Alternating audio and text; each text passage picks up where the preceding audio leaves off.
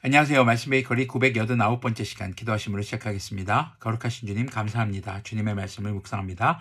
성령님께서 말씀의 조명이 되어 주시옵소서. 우리 주 예수 그리스도님의 이름으로 기도합니다. 아멘. 네, 오늘 보실 말씀은 누가복음 23장 13절에서 25절까지의 말씀입니다. 빌라도는 대제사장들과 지도자들과 백성을 불러 모아놓고서 그들에게 말하였다. 그대들은 이 사람이 백성을 오도한다고 하여 내게로 끌고 왔으나 보다시피 내가 그대들 앞에서 친히 신문하여 보았지만 그대들이 고발한 것과 같은 죄목은 아무것도 이 사람에게서 찾지 못하였소. 헤롯도 또한 그것을 찾지 못하고 그를 우리에게 돌려보낸 것이요 이 사람은 사형을 받을 만한 일을 하나도 저지르지 않았소. 그러므로 나는 이 사람을 매질이나 하고 놓아 주겠소. 자, 빌라도는 예수님에 대해서 아무리 살펴봐도 아무리 조사를 해봐도 사형에 처할 만한 죄를 짓지 않았다는 것을 알게 됩니다. 자, 그래서 지금 예수님을 지금 못 박아 죽이라고 하는 유다 백성들, 이스라엘 사람들에게 지금 이 사람은 그런 죽일 만한 죄를 저지르지 않았다라는 얘기를 하고 있습니다. 17절 보면요. 17절은 없음이라고 되어 있는데 고대사본에 이런 구절이 있습니다.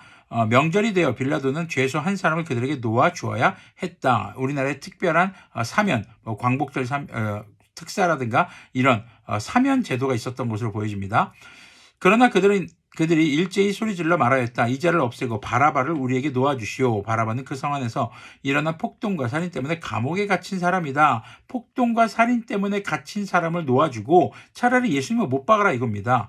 빌라도는 예수님을 놓아주고자 하여 다시 그들에게 말하였다. 그러나 그들이 외쳤다. 그 자를 십자가에 못 박으시오. 십자가에 못 박으시오. 빌라도는 예수님께서 죄가 없다는 걸 너무나도 잘 알고 있습니다. 그래서 계속 예수님을 놓아주려고 풀어주려고 하는 것이죠. 20절 보니까요. 빌라도는 세 번째 그들에게 말하였다. 도대체 이 사람이 무슨 나쁜 일을 하였단 말이오? 나는 그에게서 사형에 처할 만한 아무런 죄를 찾지 못하였어. 그러므로 나는 그를 매질이나 해서 놓아줄까 하오. 빌라도는 당시 이 지역의 총독이었습니다. 사법권을 가지고 있었던 사람이죠. 그는 자신이 가지고 있는 사법권과 그리고 그 당시의 법제도 아래에서 그를 조사한 결과 죄가 없다는 것을 깨달았습니다. 누가요? 예수님이요. 그래서 놓아주려고 합니다. 그런데 23절을 보십시오. 그러나 그들은 마구 우기면서 예수님의 십자가 못 박으라고 큰 소리로 요구하였다. 그래서 그들의 소리가 이겼다. 마침내 빌라도는 그들의 요구대로 하기로 결정하였다. 그래서 그는 폭동과 살인 때문에 감옥에 갇힌 자는 그들이 요구하는 대로 놓아주고 예수님은 그들의 뜻대로 하여 넘겨주었다. 한마디로 사형 선고를 받으시게 된 겁니다. 사법적인 사형 선고가 아닙니다. 지금 여기서 보면 소리가 이겼다. 바로 여론에 의한 사법 선고가 돼버린 것이죠.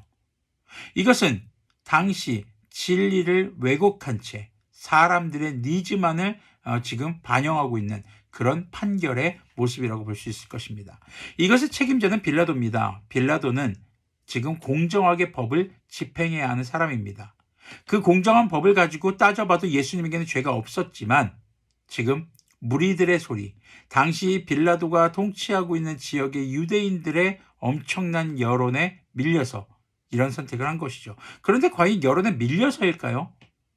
지금 빌라도는 법적인 어떤 진실을 밝히는 것보다 이기적인 선택을 한 것입니다. 정치적인 선택이라는 것이죠. 우리가 흔히 말하는 정치적인 선택, 자신이 무언가를 얻기 위해서 다소 진리를 왜곡하거나 외면하는 이런 상태들을 우리는 생각해 볼 수 있습니다. 빌라도가 지금 그런 상태인 겁니다. 예수님에게 죄가 없습니다. 분명하게 3번이나 고지하고 있습니다. 그럼에도 불구하고 그들의 요구대로 놓아주었다. 사형 판결을 직접 하지 않습니다. 굉장히 이기적인 선택인 것이죠.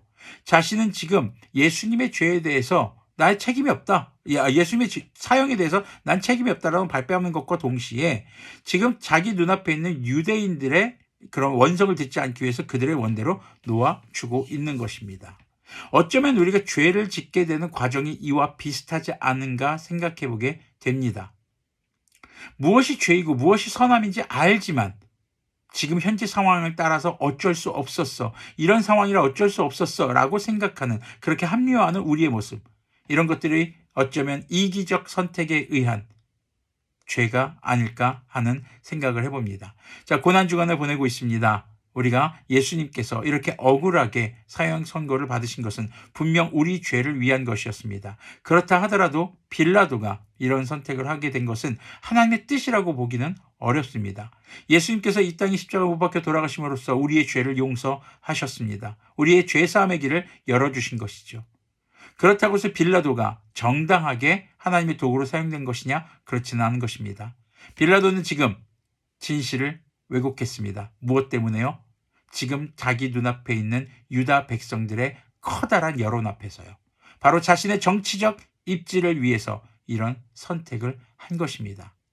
주님 나라 다시 오시는 그날 우리가 주님의 구원에 참여할 수 있을 것인가 없을 것인가? 이 고난주간을 보내면서 우리는 어떠한 선택을 하며 살아가야 할까를 잘 돌아보았으면 좋겠습니다. 모든 선택의 절대적인 기준은 주님의 말씀입니다. 그 말씀을 모르는 것도 죄를 짓는 것이고 그 말씀을 알면서도 외면하는 것도 역시 죄가 될 것입니다. 우리가 이기적 선택을 통해서 주님의 진리를 왜곡하지 않는 그런 우리들이 되었으면 좋겠습니다. 주님의 말씀이 우리의 삶의 절대적인 선택의 기준이 되기를 소망합니다. 기도하겠습니다. 거룩하신 주님 감사합니다. 주님의 고난을 묵상하며 주님 우리의 삶이 주님 나라 오실 때까지 어때야 할까를 다시 한번 고민합니다. 주님, 주님의 말씀인 진리 앞에 우리가 이기적 선택을 하지 않는 그런 주님의 자녀들이 되도록 긍휼을 베풀어 주시옵소서. 우리 주 예수 그리스도님의 이름으로 기도합니다. 아멘. 네, 오늘도 주님의 고난을 깊이 묵상하며 우리가 주님 나라 오실 그때에 그 구원에 참여할 수 있는 그런 그리스도인들의 삶이 되기를 소망합니다.